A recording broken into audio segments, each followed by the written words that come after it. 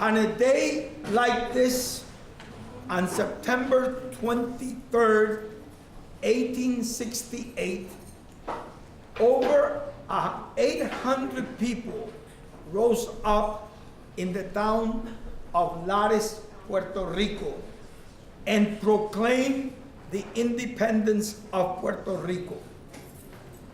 Now, this event historically has been known as El Grito de Lares, following a tradition in Latin America in which most countries that are independent celebrate their grito, their cry for independence.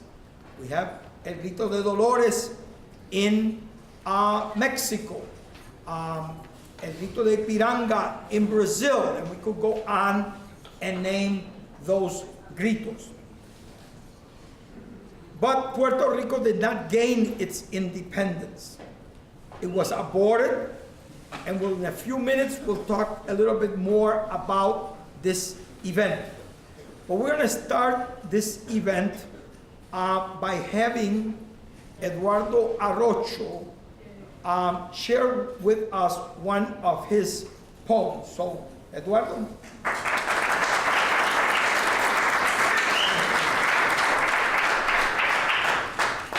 Thank you. This one is called Ode to Soldiers of the 100 Years War, and I dedicate it to all the political prisoners past and present. It's in 6 parts. Beginning. When a boat named Maine sunk in flames, Yankees set sail for Puerto Rican. The Spanish fled. 4 isles they left for Old Glory to claim and complete her imperial reign. Invocation. Bandera atop a mountain cries for help. Another empire is after her wealth. Daughters and sons take up arms in defense. Protect your good pueblo contra crimes against humanity and imperial greed. We sing your brave names and remember your face. O soldiers, free us from fear. Return our faith. Prayer. Todopoderoso, Creador del Universo, protect our brave soldiers gone to war, in the battlefield, in a prison cell. Bless their loving hearts, bless their valiant souls. Condone the sacrifice that brings us hope. Grant strength to their families, return them home. Almighty One, grow your love so they may endure the constant attacks inside sensory deprivation gulags. Myth. Even in the tomb, Albizu does battle in stealth, mummifying himself in wet towels to repel the torturous X-rays that radiates from the cell walls of La Princesa de San Juan. Moral. Although physically absent for decades, in murals, your faces are ever present. War will only end when the unjust colony is dissolved by the righteous daughters and sons. Soldiers, beware. Too many stars make an empire fall. Bandera que onde sola, victoria. The return. Upon your return, victory was declared. Chicago was stunned by the headlines. Soldiers receive a hero's welcome. Cameras gasped at your good, strong spirits. So smile. The prison bars on your portrait have been taken down. You're free to be touched, kissed, hugged. Parade with us, Grand Marshals. La Casita is singing, bombazo, bailando. We stand with Albizu and Lolita on this stage, Batey, witnessing our freedom. Thank you.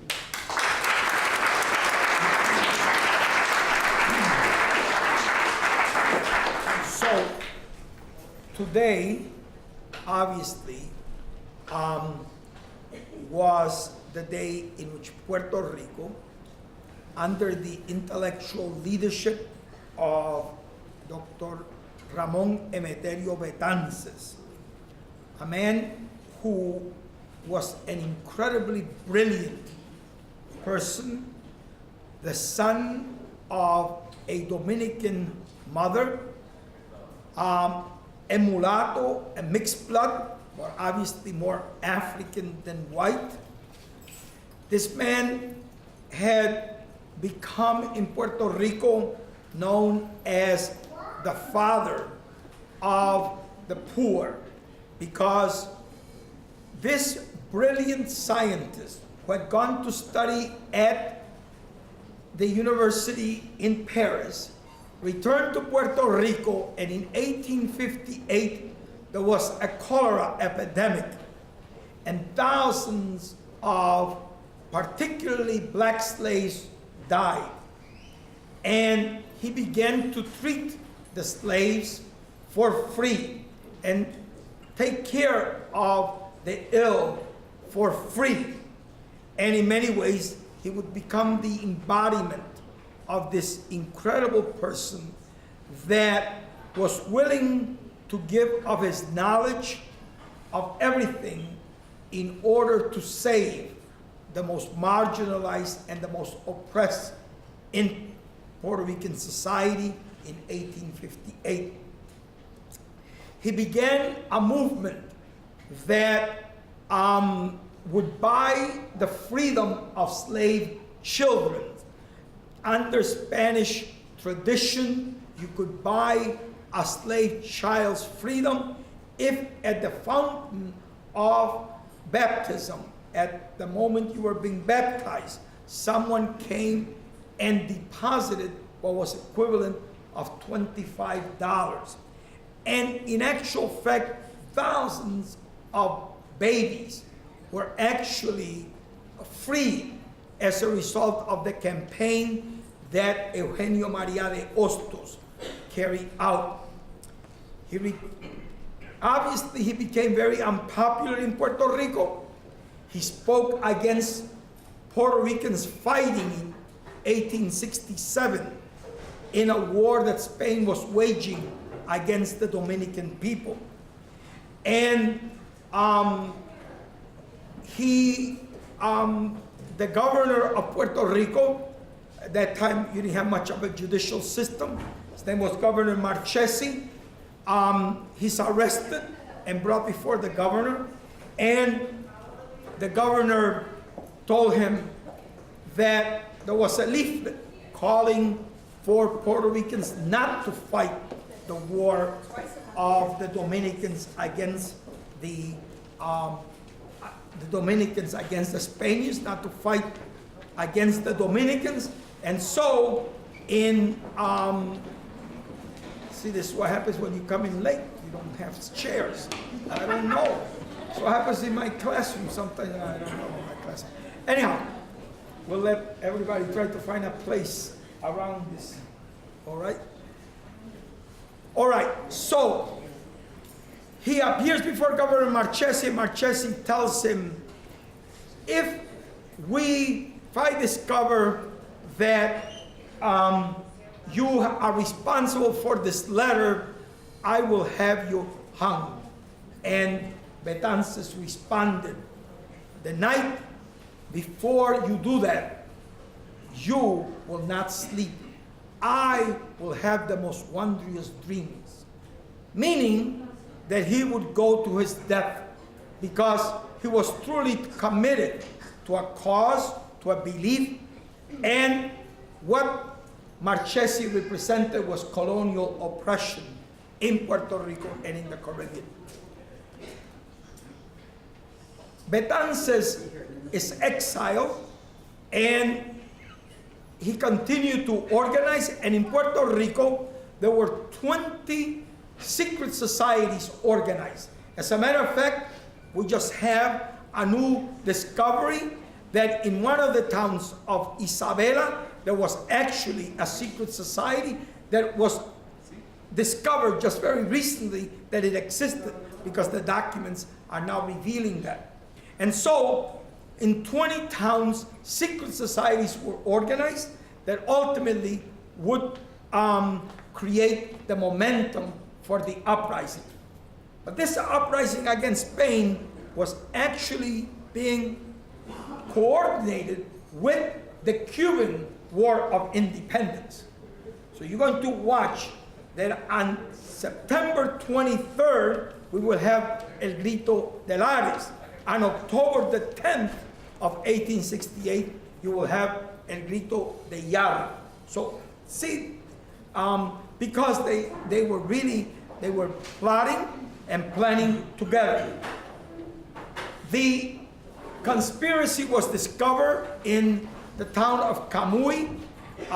The leadership of the town of Camuy was arrested, and so the people of Lares decided that they were going to rise up and that they would carry out their struggle for independence until the final consequences. And they took to the streets, took over the town during the night, seized the town, seized the government building, and proclaimed the Republic of Puerto Rico, and created a government led by Francisco Medina.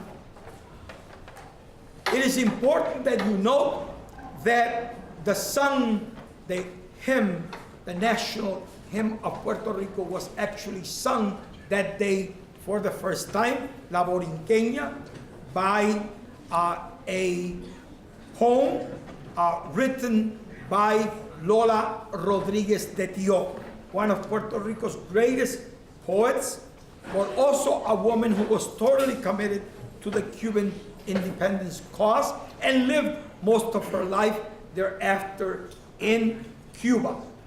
The history of the Caribbean is one that's very much intertwined. You cannot really talk about Puerto Rico or Cuba or the Dominican Republic or even Haiti without seeing that there are incredible parallels and incredible intersections. Because much of the movement for independence had its roots in the maroon societies, which had been created during the slave period much earlier, when slaves ran away, when Indians ran away, when Spanish who were marginalized ran away, and they fled to the mountains and created communities of resistance. That's what maroon societies are. And in many ways, it is this practice that would inform our identities. I always tell my students that if you study the rhythms of the Caribbean and of all of Latin America, if you study the tango in Argentina, or the samba in Brazil, or the cumbia in Colombia, or the guaracha in Cuba, or the sones of Mexico, or the merengue in the Dominican Republic, or bomba en plena in Puerto Rico, what you will find is that they're all determined by the claves. And the claves are all African rhythm, but they're not just African music. They're music that is also informed by the indigenous people here. It's informed by runaway Moors and Muslims who came to the Americas, escaping Spain, and Sephardic Jews. So that's who we really are. And that's what informs the identities of these maroon societies. And people often point out to the independence of Haiti and say, you always think about the figure of Toussaint Louverture. And I always say, before there was a Toussaint Louverture in Haiti, there was a Macandal, who was one of the leaders of the maroon societies and was burned at the stake in 1758. And the independence of Haiti, of Toussaint Louverture, begins in 1791. So much of what happens in Puerto Rico with those secret societies was informed a great deal by a historical process that begins much earlier against Spanish rule, against French rule, against the domination by foreigners of the Caribbean. So I want for you to understand that, because it's in the context that you can understand the incredible solidarity of Lola Rodriguez de Tio, that you can understand the incredible solidarity of Jose Martí, that you can understand the incredible solidarity of Ramon Emeterio Betances, and that you can understand the Grito de Lares itself. The rebellion was put down very quickly, and while there was fighting done in San Sebastian the next day, the fighting was put down, but the secret societies continued to function in Puerto Rico. And interestingly enough, on August 13, 1898, a month after the U.S. invaded Puerto Rico, that obviously Eduardo Arocho spoke about this Spanish-American War and how the blowing up of the Maine was used as the excuse, that on August 13, 1898, there was an uprising in Ciales that was led by the secret societies. So there's a thread that runs right through those movements for independence in 1868 to 1898. But more importantly, that it is the Puerto Rican leadership in many ways that is fundamental to the Cuban War of Independence. The editor of El Porvenir, which was the newspaper of the Cuban Revolutionary Party, was a Puerto Rican by the name of Figueroa, a black Puerto Rican. The most important, perhaps, ambassador, fundraiser, anything that you want to talk about in terms of the Cuban Revolutionary Party was Ramon Emeterio Betances while he lived in exile in Paris. And when the Cuban Revolutionary Party needed arms, he would raise the money for the arms. When the Cuban Revolutionary Party needed ships, he would provide them. This is the kind of solidarity that Puerto Ricans display. Lola Rodriguez de Tio was intimately linked to the Cuban Revolutionary Party, and so was Eugenio Maria de Hostos. And by the way, now we have evidence that as many as 2,000 Puerto Ricans fought in the Cuban War of Independence. So the idea was that if Cuba was free, Puerto Rico would be free. That's the reason the Puerto Rican flag, well, let me just say, the Puerto Rican flag of 1868 of El Grito de Lares is modeled after the Dominican flag. And the flag that we have today is modeled after the Cuban flag. So just think about it in terms of this intersection. So I want you to think about El Grito de Lares within the context of solidarity, within the context of these incredible intersections. But think about El Grito de Lares also within the context of Latin America. One of the great leaders of the intellectual leaders of El Grito de Lares was Segundo Ruiz Belvis, who lost his life in Chile. See, what the hell is a Puerto Rican doing in Chile in 1867? Well, the president of Chile, a man by the name of Maquena Vicuña, was in a war against Spain at that time. The Spaniards had tried to retake the port of Valparaiso, and they were fighting. And so Segundo Ruiz Belvis goes to try to make a connection with the Chilean struggle against Spain, and obviously the Spanish intelligence followed him, and he was assassinated in Santiago, Chile in 1867. But I want you to see this because there are these incredible dimensions to both the Puerto Rican independence movement in relation to the Caribbean, to Latin America, but even as early as the movement for independence in the early 1800s. So we can see a man by the name of General Bernabé Valero, a Puerto Rican, who was one of the most important generals in the army of Simón Bolívar.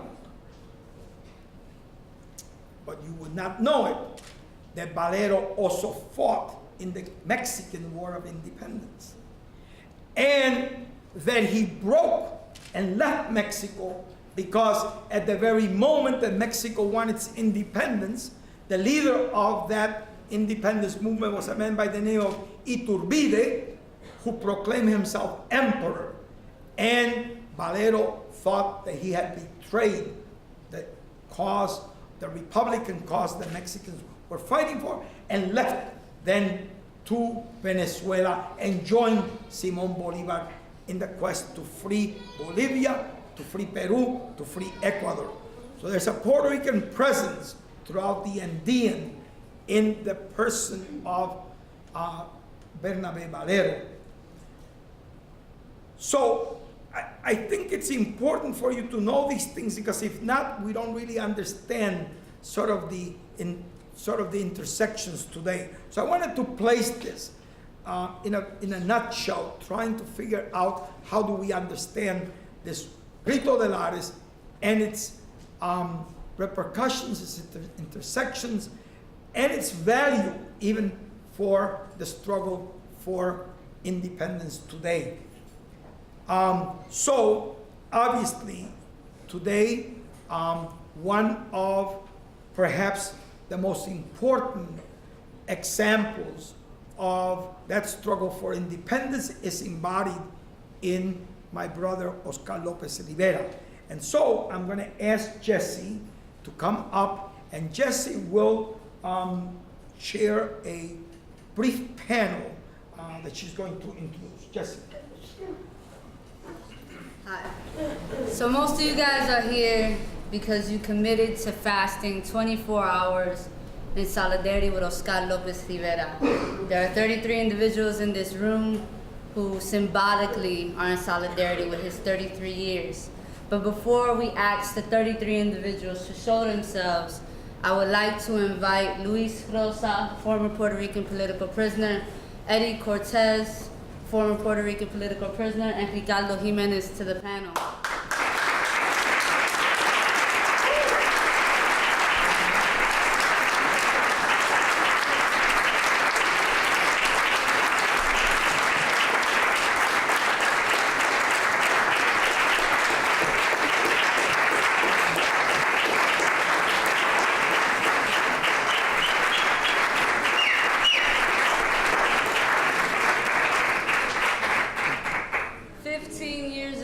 September 10th, 1999, Clinton pardoned the former Puerto Rican political prisoners. They fought for the independence of Puerto Rico. They believed in the independence of Puerto Rico, and today they still fight that same mission. But we have one individual, one hero, one Puerto Rican political prisoner who has yet to be free.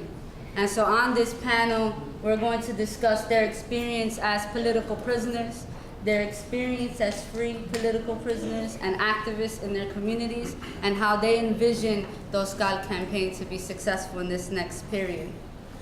So my first question, how did you all confront prison life, the time you spent there?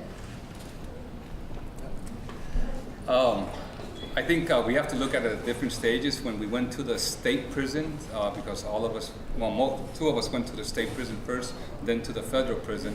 When we went to the when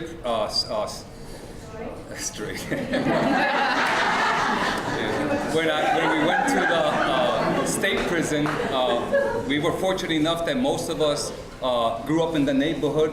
And so when we grew up in the neighborhood, we also knew many of the people who were involved in the gangs and stuff. So we were able to talk to them, and they were very respectful to us. And they gave us the opportunity that we were not part of the gangs, we were not going to be part of them, but they were very much in solidarity with us. And so they did help us out in every fashion, in every aspect, in order to maintain and adapt to prison life, because most of us, of course, had never been in prison.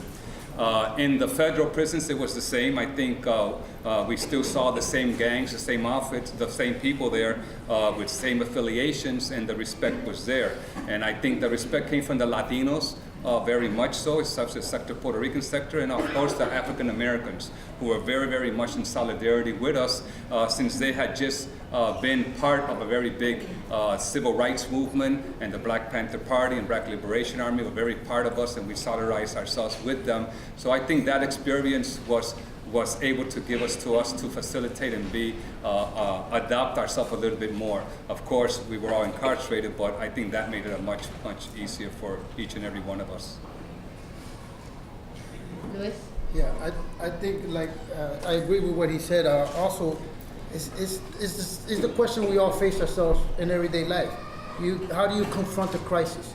What we were facing was a crisis. We were locked up. We were no longer able to see our family, no longer able to do the work that we were doing. But the way you face a crisis, you either surrender to it and go with the flow, the prison flow, which is more abuse of your fellow person, more manipulation,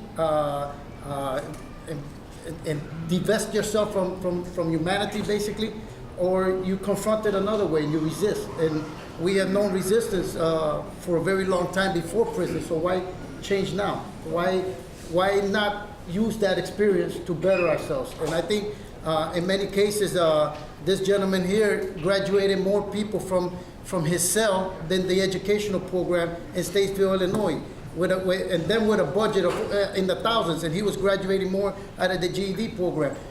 Eddie created programs in his situation that was dealing with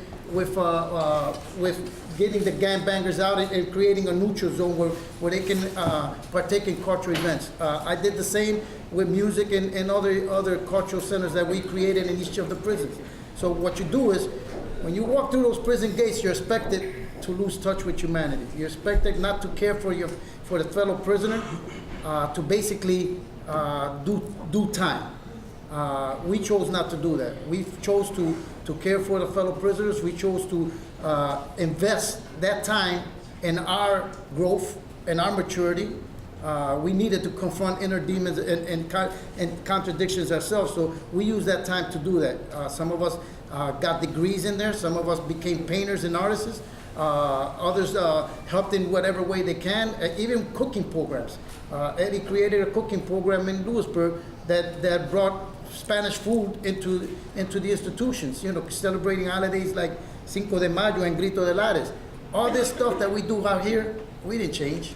We just did it in a new environment. And that's a question that each and one of us faces every day, how to confront a crisis. Either we surrender to it, or we use that moment to better ourselves and better our surroundings and better those near us. Eddie? Yep.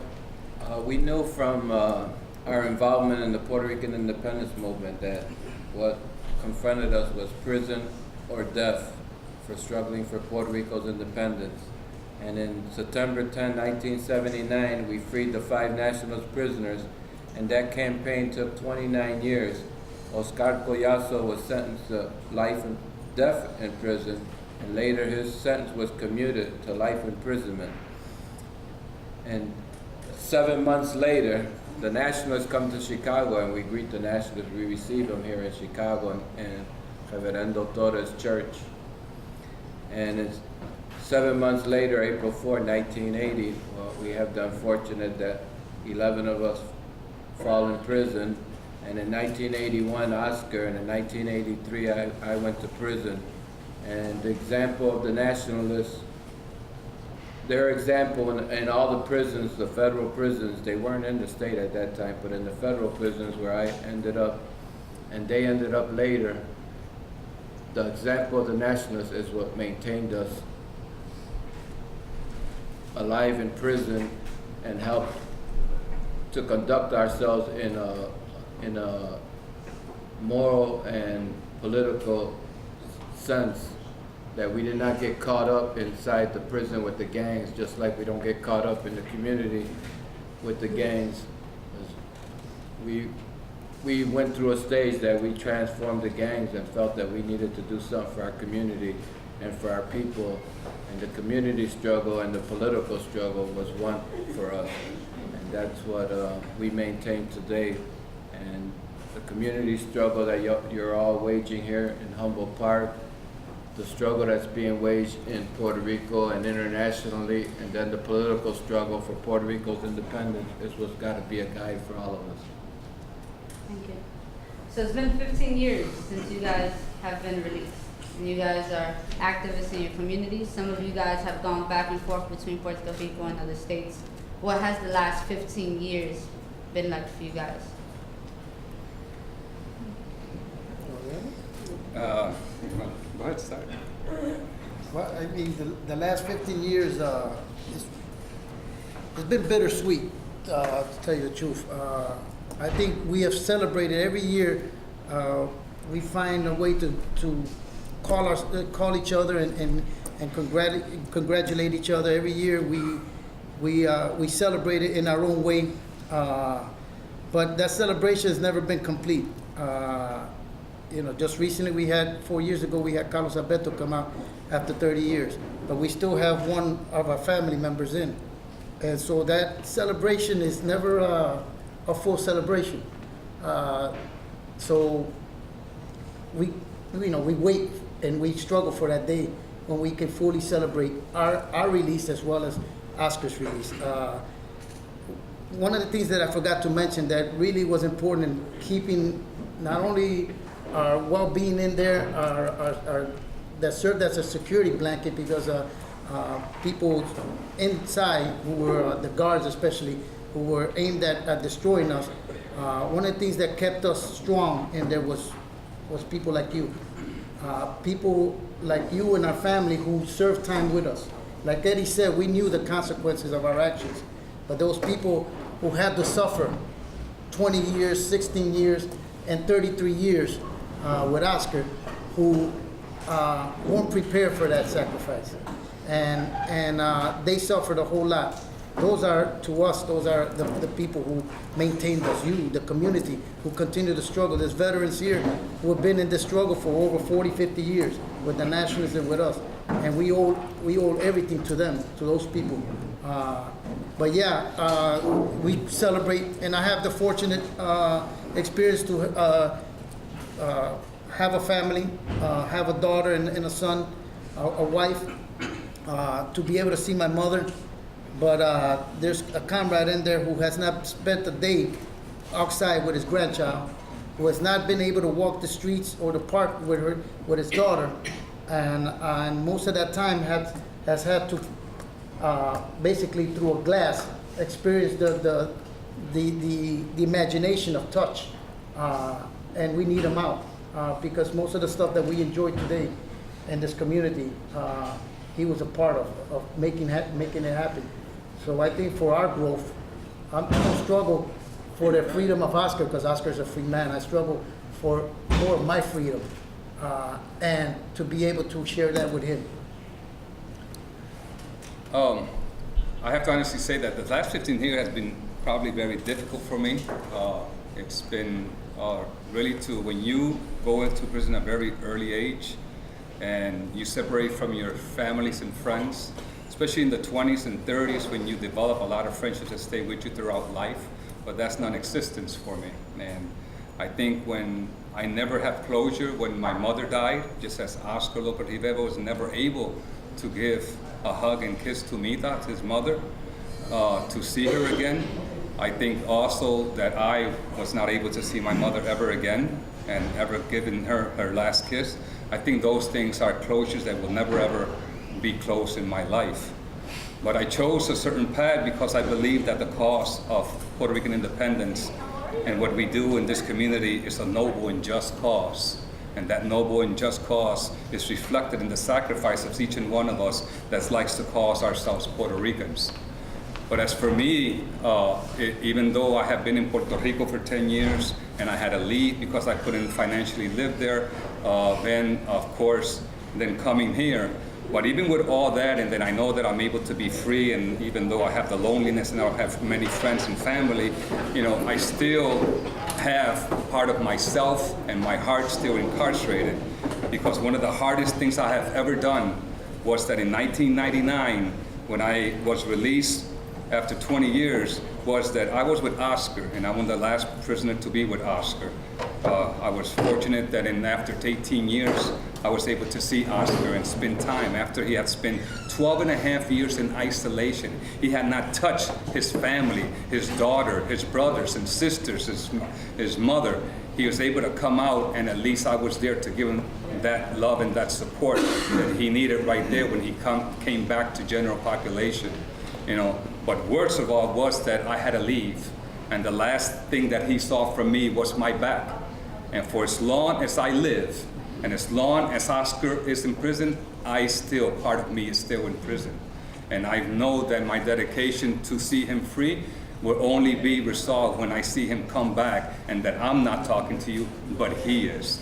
And let alone that I had to sacrifice many things, but more so I know what it is to be there 20 years. But to be there 33 years, it's something that many of you are not even that age. And to understand that your life has passed, imagine a man that has been there because of his noble and just cause. We have a PRCC, we have a high school, because that vision was from Oscar. And his brother maintained that vision alive by being the executive director, Jose Lopez, of the PRCC. When I came back to this community, because I was part of this, way before, so it gives me joy to know that that vision that he had, I am part of it. And today, this is what we have to look for. Why is a man that supports Puerto Rican independence and the leader of this community, the one that has envisioned many of the things that today we rejoice and that we are part of, why is he in prison? And the day that he comes home is the day I can say, I am free. Well, I think the best decision for us was that we all decided, the majority of us, to go back to Puerto Rico. And in Puerto Rico, all of us individually got individuals in Puerto Rico to support us. And I moved to Aguadilla, immediately found work 1 month later, and I got involved with the basketball league. My brother, Julio Cortez, had a basketball league. He was running already for like 15 years, so I immediately integrated and became a basketball coach for kids between 5 and 17 years old. So that helped me get involved in the community. I learned a new trade that I didn't even study in college and I didn't study in prison, which was medical billing, because I had the fortunate doctor hired me in Aguadilla. As soon as I came out, he even came to my house to offer me a job. His name was George Torres. He was a Dominican, but he was born in Puerto Rico, so he was Puerto Rican. And he gave me the job, and I learned medical billing from him. And after the basketball, we also, in Aguadilla, we also celebrated national events like Jose de Diego, who was from Aguadilla, Rafael Hernandez, también from Aguadilla. We celebrated these events every year in Puerto Rico, in Aguadilla. And in 2005, I dedicated myself to take Oscar's and Carlos Alberto's exhibit, ceramics and paintings throughout the island. And we went to about 60 different institutions throughout Puerto Rico with the exhibit, and we were able to get a lot of support for Oscar and Carlos. And it was perfect timing for Carlos in 2010 with the whole issue around parole, that we were able to build a campaign around that using the exhibit. And we went to 30 plus towns also. The 60 institutions include 30-some plus towns. And October 10th, we plan on taking it to Morovis. It went to the University of Puerto Rico in Aguadilla again in January. In October, Morovis probably become the 33rd town that has that exhibit, Oscar's exhibit. It'll be an exhibit and paintings. I mean, exhibits and photos of some of his paintings. So in Puerto Rico, I think that we've been able to get a lot of support, and the Puerto Rican people were actually looking towards us, all the ex-political prisoners, to provide leadership to the political and community struggles that are being carried out in Puerto Rico. And that's a challenge that we face up to today. And we're hoping that Oscar will come out soon so that he can join that community and political struggle. My last question. So you guys are all very much involved and lead the campaign to free Oscar Lopez Rivera. What advice or what do you believe this community and communities of people around the world need to do to make the campaign to free Oscar successful? I think the campaign has grown tremendously. In Puerto Rico, we had the march of 50,000 people in 2012.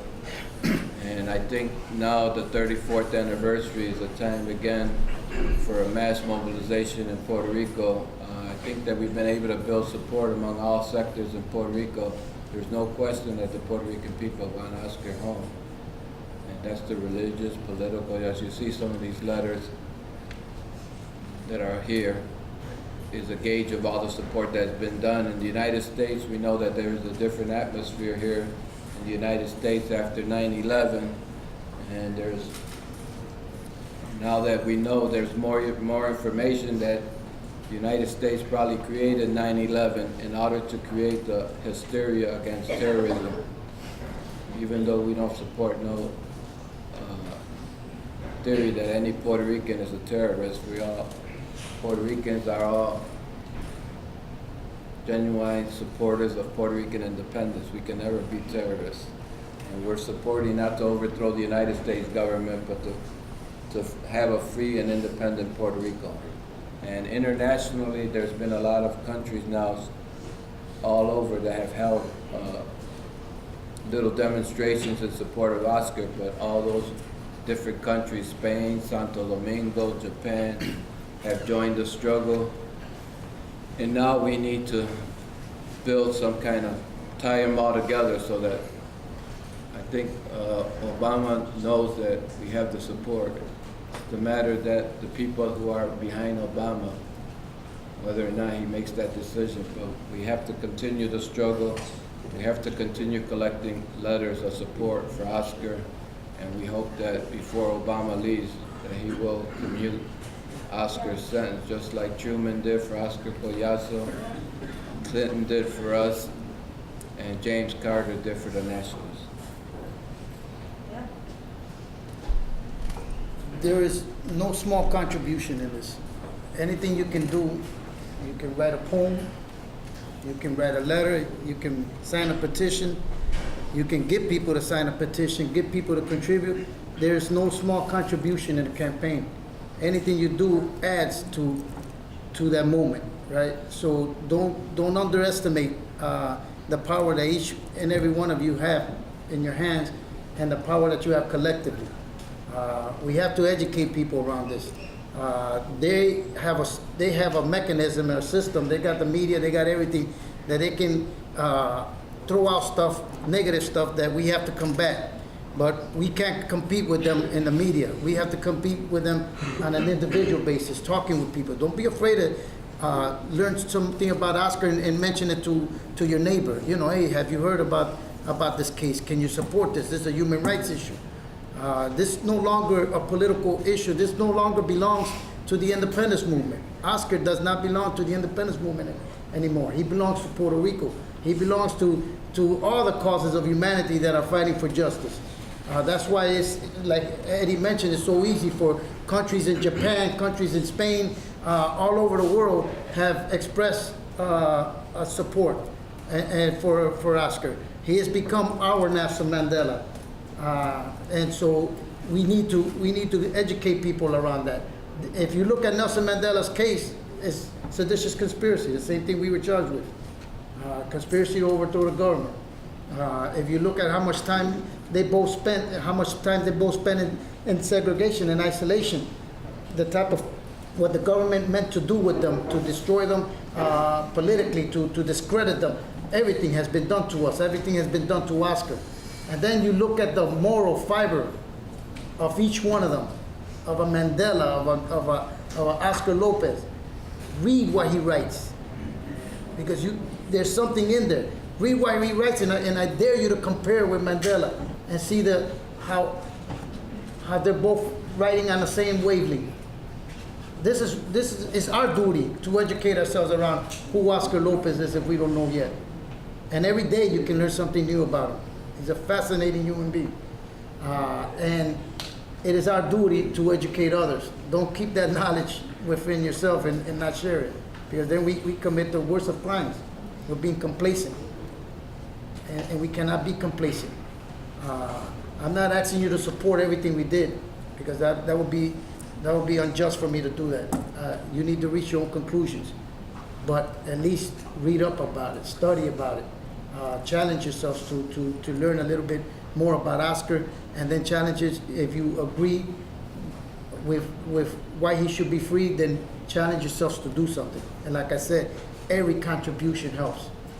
If you can invent a slogan in one of our marches, if you can organize one of these in your houses, each one of our houses can become a cultural center. You can have some of Oscar's paintings or pictures of Oscar's painting and invite some people, or film, or anything.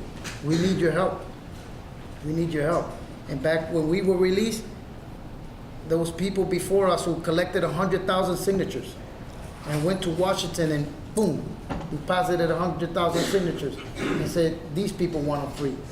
Not just me, not just our community, not just Puerto Rico. And that's exactly what we need to do.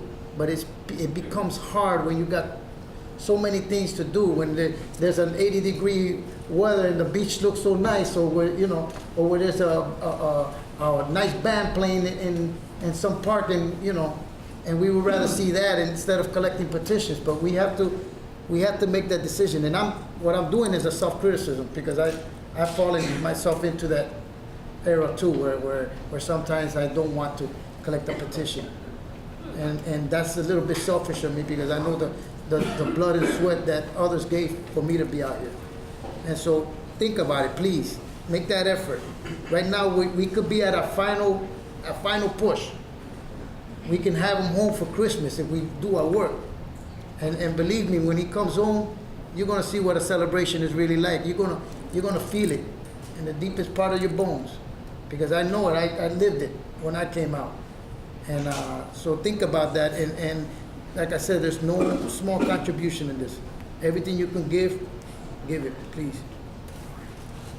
I think that today is very significant, because one of the things that Puerto Ricans don't have, and a lot of people don't understand, is that Puerto Ricans, for the most part, because of colonialism, we do not know our history. And today is one of the most glorious days of Puerto Rican history.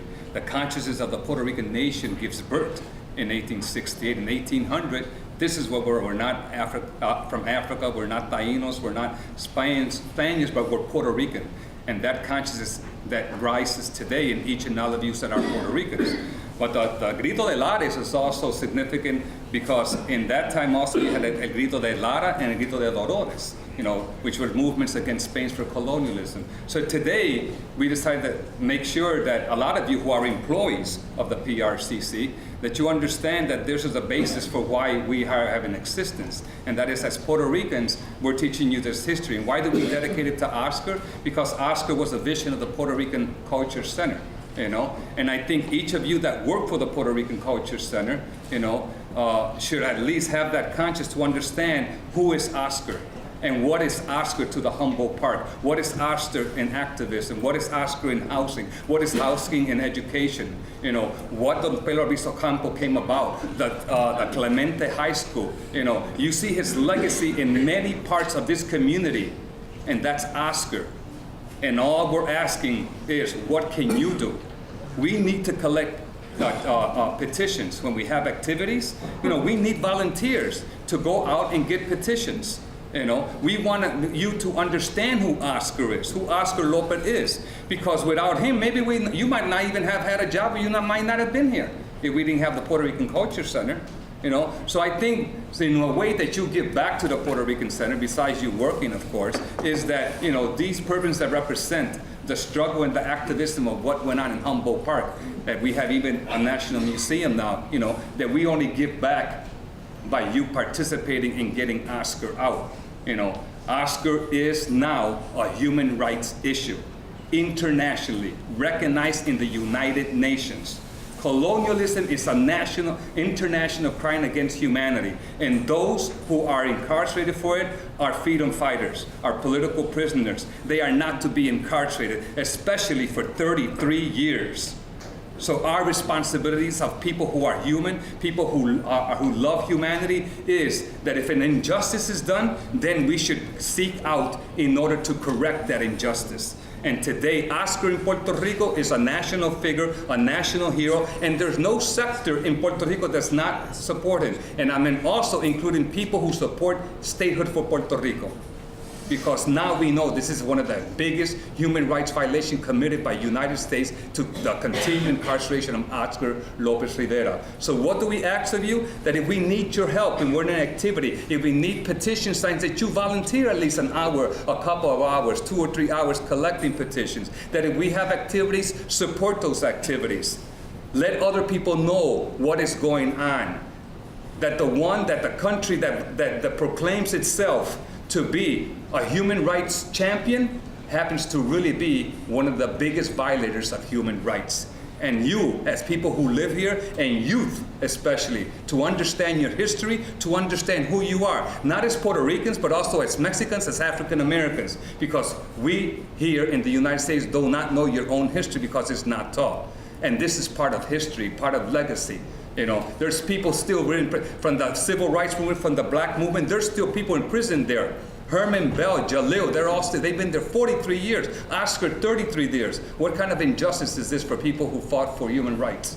So it's our responsibilities as people who love human rights, who care for it, to come out and respond back by giving back to your community and having especially Oscar Lopez Rivera come back home. So I hope the next time we have an activity, the next time that we need petitions, that you at least join us in that part to see one day that soon that Oscar will be the one who will be speaking here and not me, not Eddie, and not Louis. And that you understand that here in the Puerto Rican Culture Center, his legacy is here because he is the one that made many things possible, especially the youth that are now in the university. We went in there to protest and demonstrate, Eddie and Louis and all of it. We all went in there in order for those doors to be open. You just didn't get education because it was there. You got education because we fought for it. You got better housing because you got for it. And who was in front of that? Oscar Lopez Rivera. So in response to give them this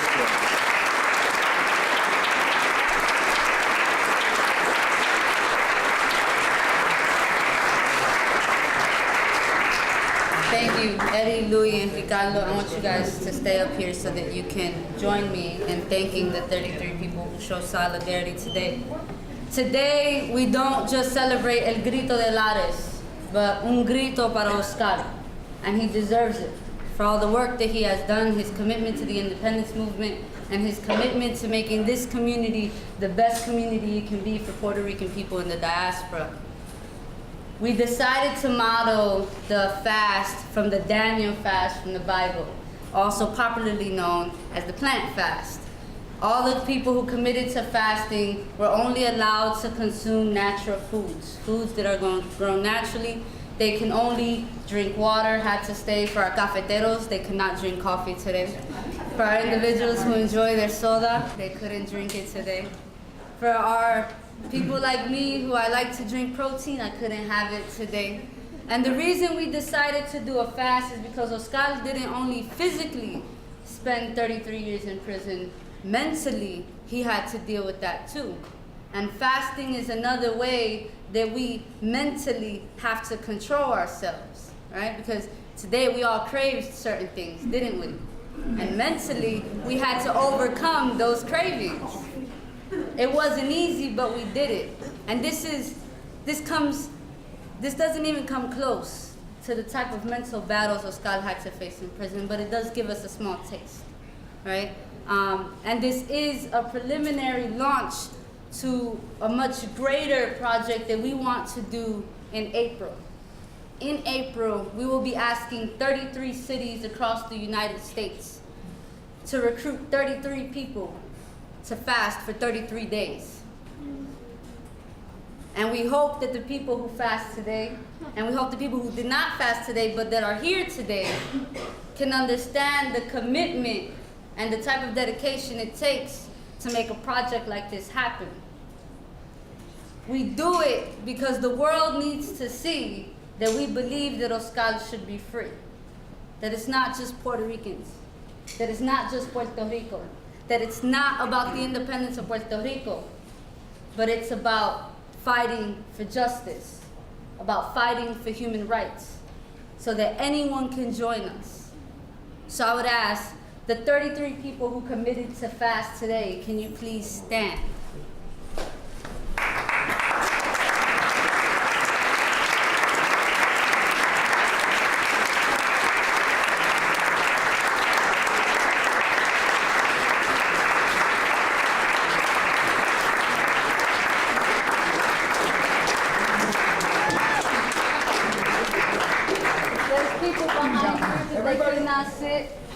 That are also fasting.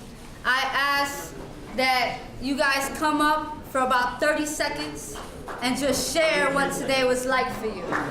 So let's start with the people over here.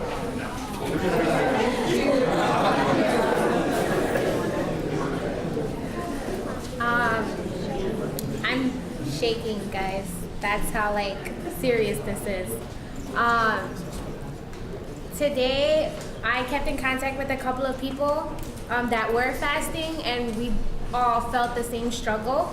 I had fruits this morning with some oatmeal, no sugar, it was all natural. I had a very plain salad for lunch, and I just had oats as a snack. Fasting is a really big mental game. It's 99% fasting and then the rest is physical. 99% mental and then the rest is a physical thing. So I salute everybody who had tried to do this, and I hope we can get 33 people in 33 states and 33 cities. So.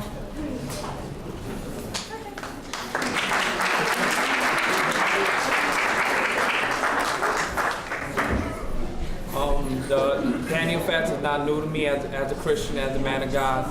It's something that I've done many times, but I have an older brother who's in prison right now. He's going to be in prison for another 10 years. So Oscar touches a special part of my heart, and that's something that whenever Jesse calls me to stand up for anything to do with Oscar, I'm there. So that's why I did the fast today.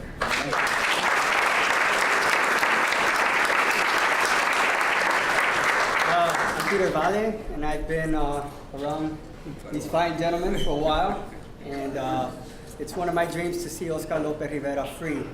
And today was a lot about discipline, self-discipline, and Oscar represents a lot of self-discipline. And if we could just model ourselves just a tiny bit after him, the world would be a better place.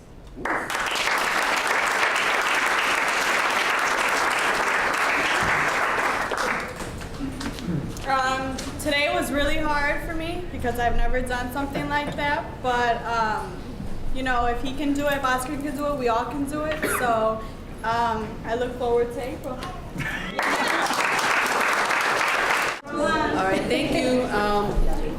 Taking this challenge, which was offered by Nitos to me, was really important because it was a practice that I try to do anyway in my own personal life, but to think about each meal that I was preparing last night and even this morning for myself to get me through the day was really challenging, especially having a hard night's sleep and just wondering what that would be like if you were in prison in a cell and not being able to sleep well, and then having to work through the next day with the types of foods that are made available to you. And we have the privilege of having access to those things, but understanding that the commitment was about reminding myself with every bit of water I drank or a vegetable I ate or a fruit I ate today was that it was more of a conscious choice in the name of Oscar as it was to my own personal lifestyle. So I thank you for the challenge.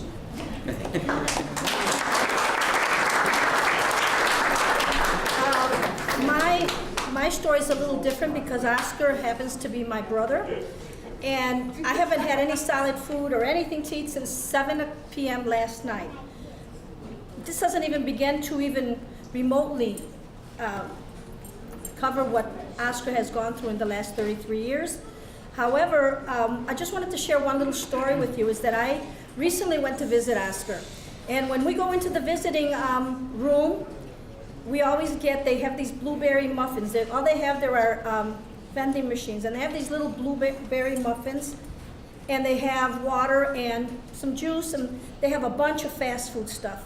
And this time we went, before he came out, and bought him, my sister and I got him a couple of the muffins, and we got him some mango and pineapple juice. That's what he drinks every visit. But this time when he came out, he asked to go to the vending machine and see if they had a cheese pizza. It's the first time ever that he requested, see if there's a cheese. And unfortunately I went and there was none. And my first thought was, man, when I get out of here, I'm gonna call Domino's and order like 100 pizzas and have them delivered to the prison in honor of Oscar. But for the first time he had something, and he mentioned, and we talked in length about the food, and he says that they've changed everything. He used to get bumblebee tuna, which was his favorite. He said a pepper or an onion is like a brick of gold, because you can't get that in prison. He said that the food now, the tuna they're packaging, it looks like, you know how you buy cat food in that plastic bag? And it comes in that packet, and it says on it by the United States Federal Prison, for prison consumption only. So that's how I'm gonna end this, and that's what he's going through. So thank you for all of you who helped and participated.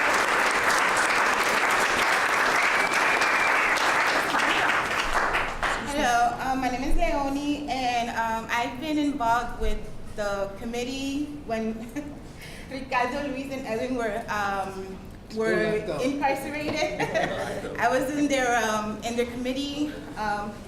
I personally am not in the habit of depriving myself of anything, especially not food. I developed a physical activity program with it. It's just that I don't have to cut down on my food. However, I did the plant-based fasting, and let me tell you, I had to take no to left and right people at the office because we share food. But because I feel like I've cheated, and because I haven't been as involved in the committee as I used to be, I want to, today, this was my first day, and I'm going to commit to the 33 days starting today. And it's not easy, but I'm going to do it. Thank you.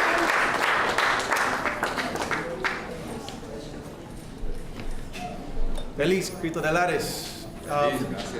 People at the Puerto Rican Culture Center have been making fun of me for being vegetarian for 20 years, so this wasn't so hard. I'm not vegan anymore, but I was today because Lourdes told me to, and I didn't even know all of what was happening. So I'm impressed with what's happened. I want to especially take this moment to recognize that hunger and hunger strikes are a long historical part of the political struggle of Ireland. It's something that is very close to my heart, a lot of linkages with, of course, the Puerto Rican independence movement as well. And the use of control over your own body to force political action has a long and beautiful history. Just today, of course, it was a small gesture, but I think Oscar's life and what he does in prison reminds us that what that tiny inch that he has, what he can do with that, tells us what we should be and could be doing with the mile that we have, right? So, in honor of Oscar.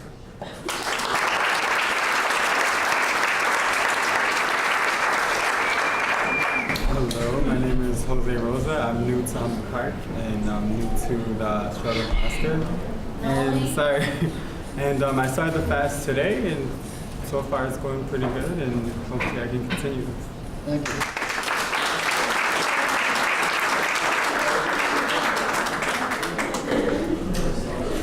Okay, so I'm also a vegetarian, so it wasn't that hard for me, but I think it's great that everyone else is doing it anyways, and I look forward to April as well.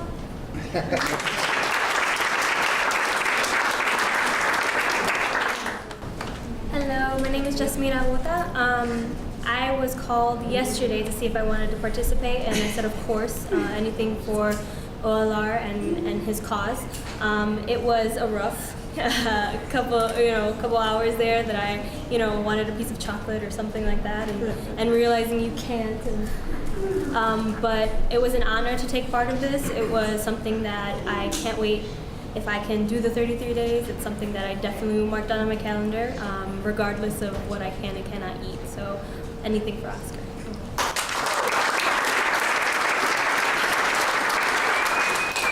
Hi, I am Becky, and today was hard. It was really hard. And it was more so that I don't really eat meat that much or bad things or sweets or whatever, but it was the idea that I couldn't have it, so it was a lot of self-discipline, and I'm really excited to be part of this movement and continue to be for Oscar. So.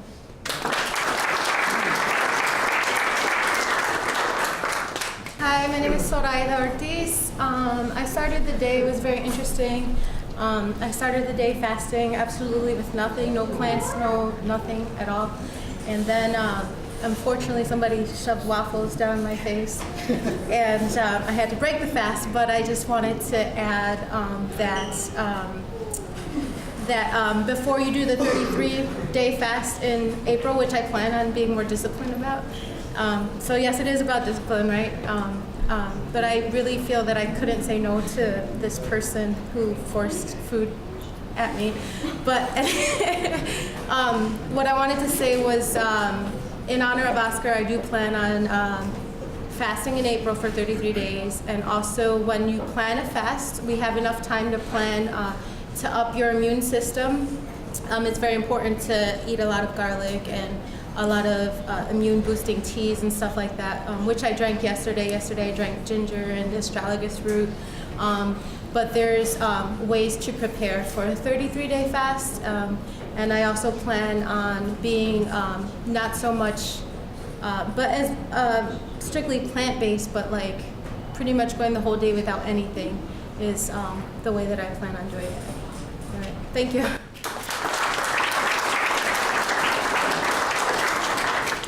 Hi everyone, I'm Diana and I am enduring my day without coffee, which has been the hardest part, and I think many of us can agree on that. Yes, that's why I'm cranky today.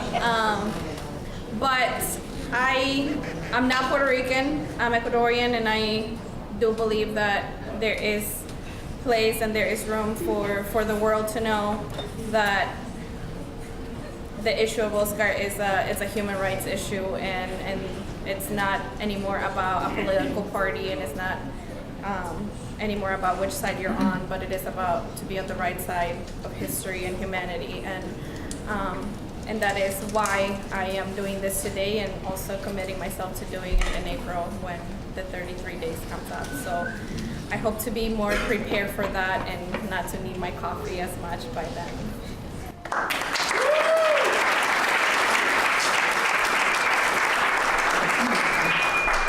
Hi, my name's Arthur Taylor.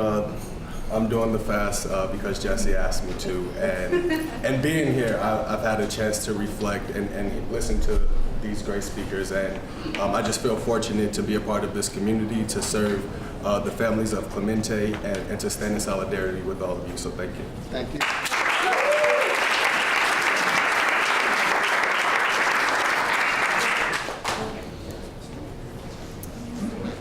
Hi, my name is Debbie Loads. I was asked to do the fast yesterday.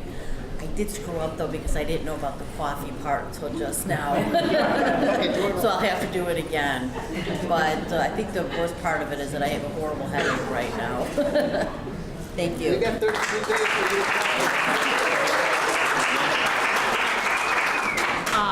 Hola, mi nombre es Ana Sánchez y esta experiencia ha sido fabulosa. Hasta mi hija de 4 años, even my daughter that is she's 4, she have been asking me, why you're not eating breakfast? ¿Por qué no estás comiendo desayuno? Así que tuve la oportunidad de explicar un poco quién es Oscar Lopez y qué era lo que estaba pasando. So even a 4-year-old now know what is going on and the cause. And we keep fighting for the cause.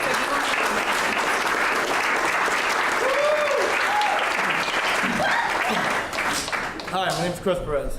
This isn't the first time I've fasted before. I haven't done the whole day. I plan not to eat till tomorrow. I do it for 2 reasons. One, because it hits close to home. Because for 10 years of my life, I was homeschooled, but not the typical type of homeschool. We're talking about like wood in front of the windows, a gate in front of the door. I didn't see people. The only people I knew were my mom and my sister. So for 10 years, I could kind of attest and kind of feel what Oscar Lopez is going through, but it's like a little bit in comparison to what he's been going through. So that's one of the reasons. Second, if it wasn't for him, I wouldn't have been in compost. I wouldn't have graduated. So yeah, thanks.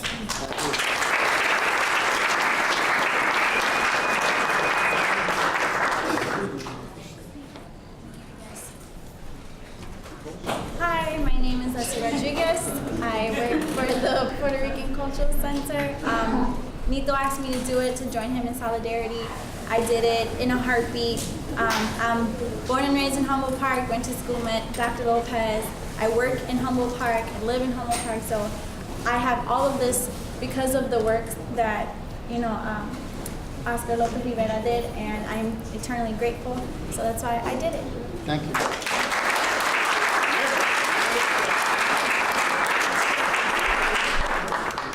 Albizu is the school that Oscar created, and that's a place that I enjoy being at every day. It was very difficult today to not have coffee while working with and talking with students. Sorry if I was angry and upset at all you beautiful students during the day today. But what Luis Rosa said really stood and stayed with me when he made that comment on the panel, when he said that small things can make a big difference. And something as small as not having coffee or not having certain kinds of foods, I hope, at least for today, for myself and for all of us here, that it's gonna make a big difference. Thank you.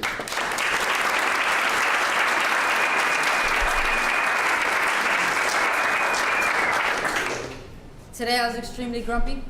Had a real bad day. I'm very used to consuming things like protein and just different type of things. Coffee is one of them. And when you don't have it, everything's habit. What we eat, what we do, our schedule is habit. And then when you break habit, you shift your mood very quickly. And Oscar had a schedule. He had a habit before prison. And prison broke that habit. And so we can imagine all of the moods and the mental battle he had to endure. So although today was difficult, I challenged myself to make it more difficult. So looking forward to 33 days.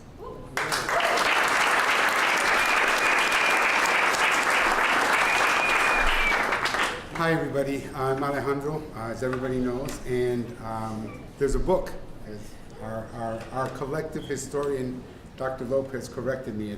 I wanted to quote, it's called the Popol Vuh. It's the creation book of the Maya. And there's a line in there that says, leave no one behind, that everyone may come. This fast is an amazing effort by all of you.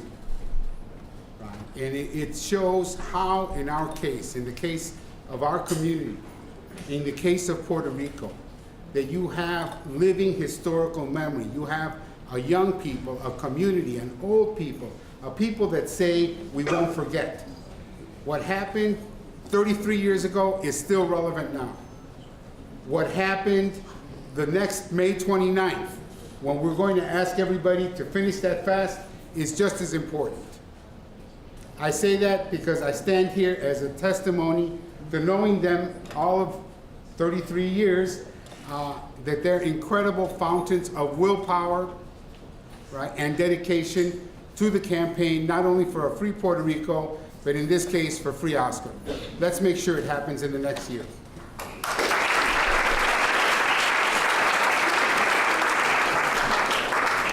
So yeah, no coffee. Oh, not good. But I want to say that on behalf of our family, the Lopez family, we want to thank everybody that joined us.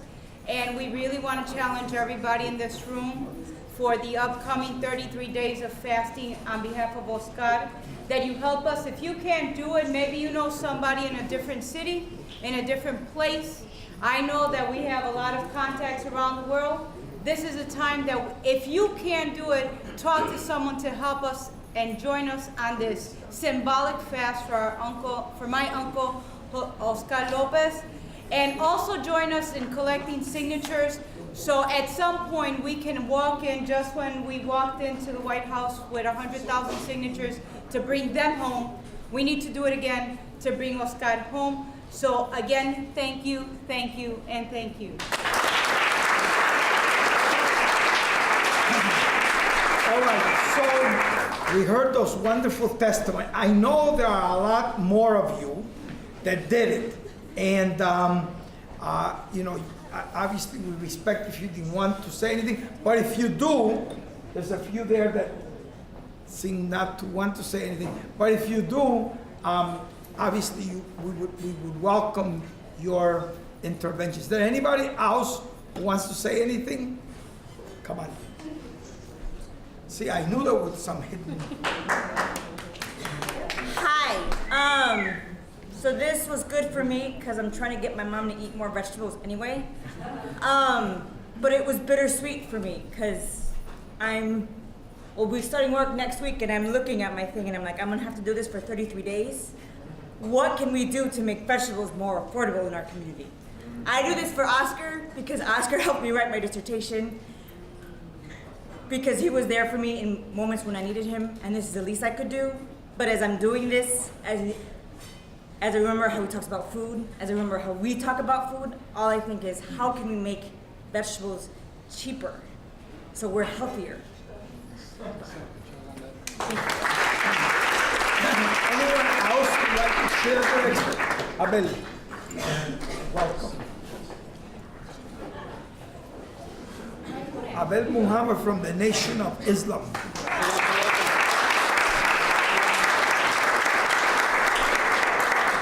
I got an email, I think it was last week from Nito.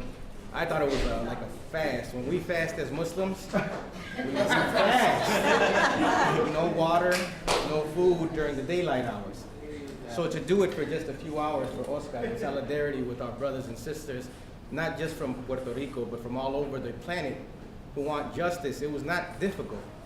But the difficulty is in us taking that same discipline, that same energy, and applying it every day like Oscar has.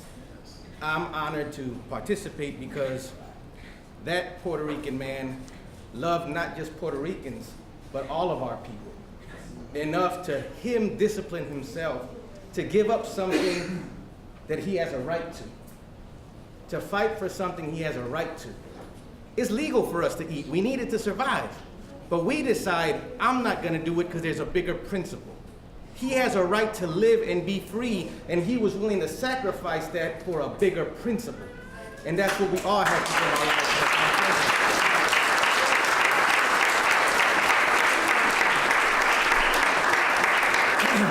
So we're going to close the program, and we're going to ask Lourdes to come up and sing the national anthem, which Lola Rodriguez de Tio wrote for Puerto Rico in 1868. But before I do that, I just want to reiterate several things. One, some of you got packages, and we have some more. We want all of you to take with you this this bag that was given. Raise it up. I think everybody got one of those, right? Or some people did. Not yet. How many did you give them out, or you still got some? No, they did. I didn't. Okay, so Luis Rosa is making a challenge for everybody to take one of those. They have petitions in them, right? Or am I wrong? They have 34 petitions. See, that's what he was supposed to do. He didn't do it. All right. And plus they got all the goodies there for you. All right, so we want you to take it, but we want you to return the petitions, please. That's one thing that each of you could do right away is get 33 people to sign 33 petitions. That's one. And we like for you to bring them within the next 33 days.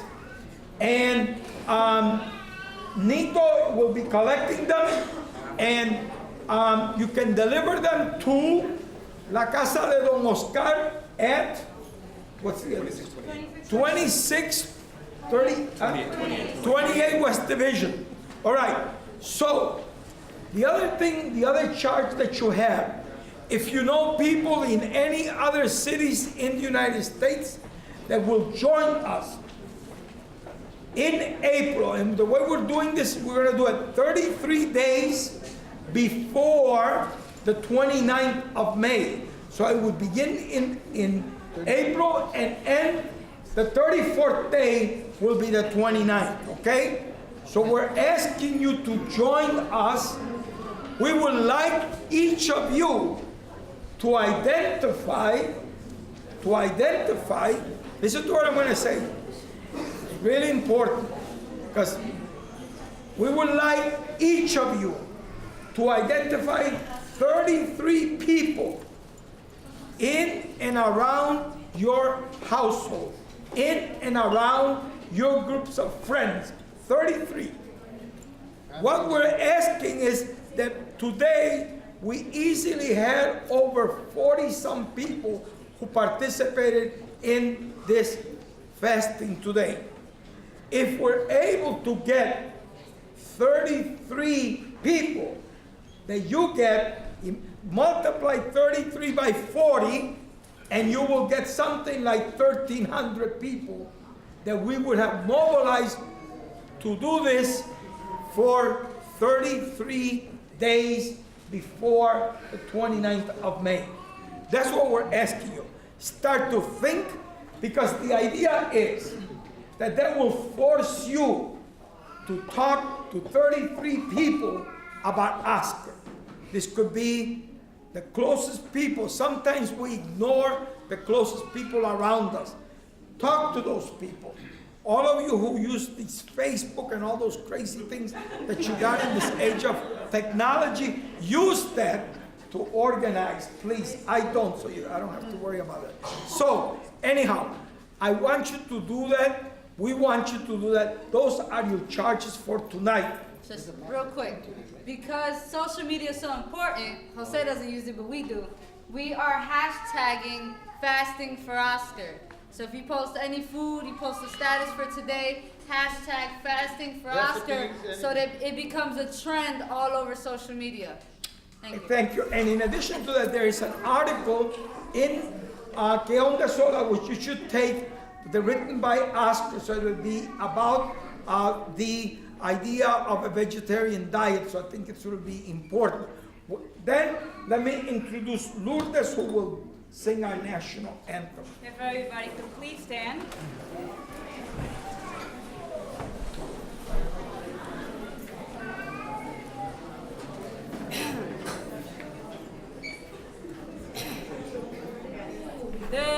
Despierta, borinqueño, que han dado la señal. Despierta de ese sueño, que es hora de luchar. A ese llamar patriótico, no arde tu corazón. Ven, no será simpático el ruido del cañón. Nosotros queremos la libertad, nuestro machete nos la dará. Vámonos, borinqueños, vámonos ya, que nos espera ansiosa, ansiosa la libertad, la libertad, la libertad, la libertad, la libertad. ¡Viva Puerto